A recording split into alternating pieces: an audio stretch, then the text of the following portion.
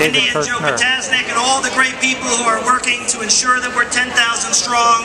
They say 2 Jews, 3 opinions, but today we are one heart standing with Israel. Ladies and gentlemen, I was born on October 7th, 1973, the beginning of the Yom Kippur War, and the very first songs that my little ears heard were the soothing lullaby of a song written by Chaim Hefer called Ani Mavtiach Lach. It was a song written to all of the children of the Yom Kippur, making a promise to them. A promise to them that in the wake of this terrible war on this holy day, that this would be the last war that they would know. But sadly, that promise has yet to be kept, but not for lack of trying. Not a day goes by in my life where I don't try and keep that same promise to my children. But just a few days ago, my wife, my kids and I were in Israel trying to keep that promise when we had to whisk our small children away and put them into bomb shelters.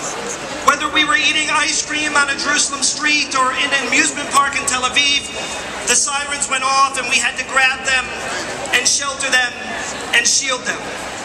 But the one source of comfort that was brought was knowing that we were sleeping under the protection of the Iron Dome. And I want to pause for a moment and thank every single one of the legislators that were here and those that weren't here for the incredible work that they did and the work that AIPAC did in lobbying with the relationship between Israel and America so that we have an Iron Dome that keeps us safe. And while Iron Dome is protecting us, I think the next great invention that's going to come from Israel is something called the Irony Dome. Because there are some great ironies happening in the world that I want to draw to your attention.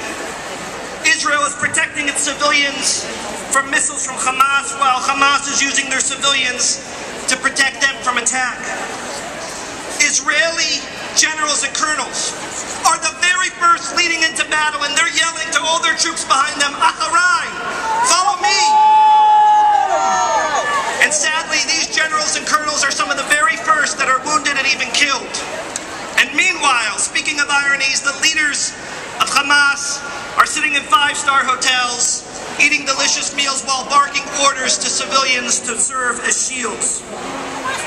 Israel is treating countless of its own and even the wounded Gazans in Israeli hospitals. And meanwhile, Hamas is using those very same hospitals to hide weapons and to shoot rockets. Gazans are claiming that the number of civilians is an epic number, causing condemnation from this building here called the United Nations. Ladies and gentlemen, let me make something very, very, very clear to all of you gathered. If you are wearing jeans and a t-shirt and you are carrying an AK-47, you are not a civilian, you are a combatant.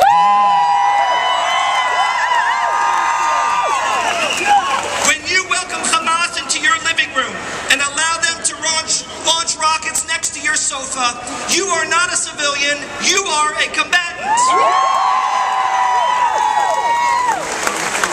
When you are part of an election process that asks for a terrorist organization which proclaims in word and in deed that their primary objective is to destroy their neighboring country and not to build schools or commerce or jobs, you are complicit, and you are not a civilian casualty. And lastly, when you fail to heed the pamphlets, the phone calls, the text messages, and the warning shots telling you to evacuate a building, and instead use yourself as a shield and use innocent children as a shield, you are not collateral damage. When you ignore those very moral warnings and align yourself with Hamas, you are a combatant.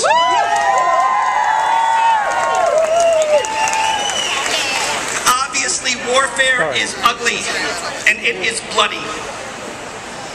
And there is not one person gathered here today that celebrates the loss of innocent life, not one. And not one person who stands with us in spirit today that celebrates the loss of life.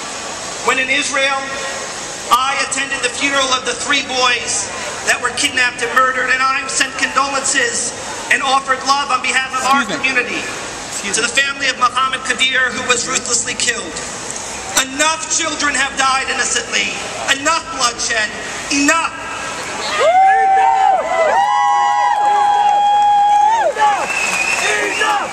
But in speaking of enough, and seeing the rally here today, there sadly are so many rallies happening in Europe, in Berlin, in Paris, and in London, decrying the so-called crimes that are happening there and in Israel.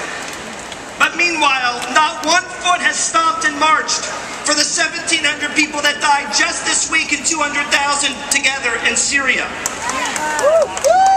Where's the outcry when ISIS is brutalizing people and hurting women, and Boko Haram is capturing young girls against their will? Where are the rallies in Berlin? Where are the rallies in London? And where are the rallies in Paris?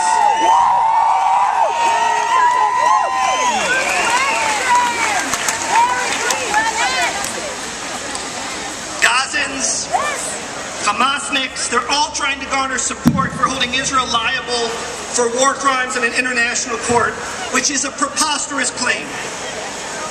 Israel is the most moral army in the history of civilization.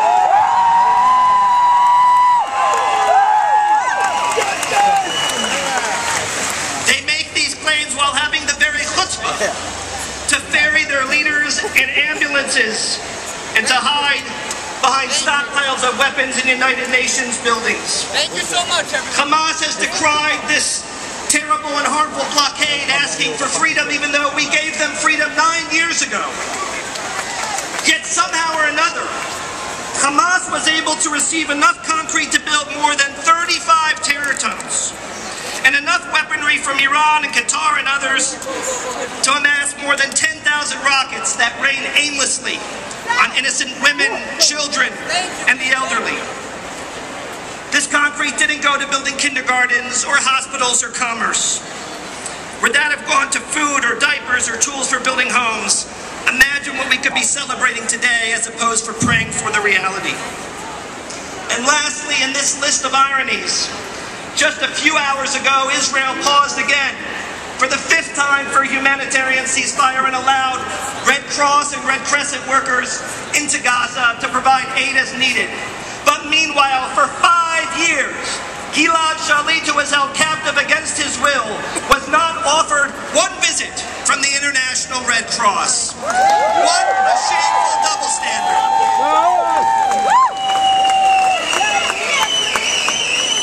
Ladies and gentlemen, this list of ironies could go on, and every single one of you could add legitimately to the list. At these trying times, we stand here united from avenue to avenue, and we stand with the state of Israel.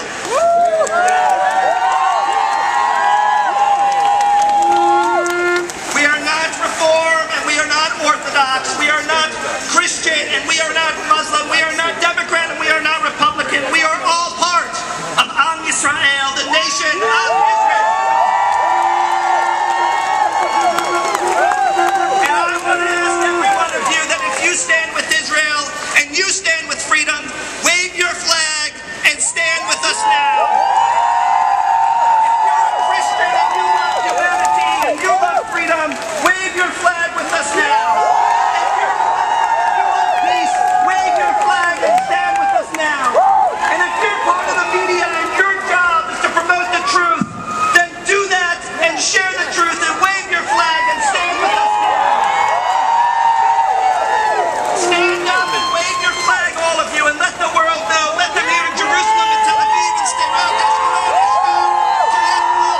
in Paris and Berlin and in London. Let them all hear that we stand with the state of Israel.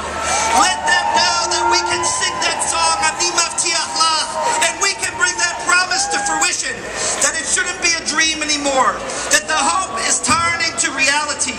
Let that be our will and our destiny. And let us all say, Amen.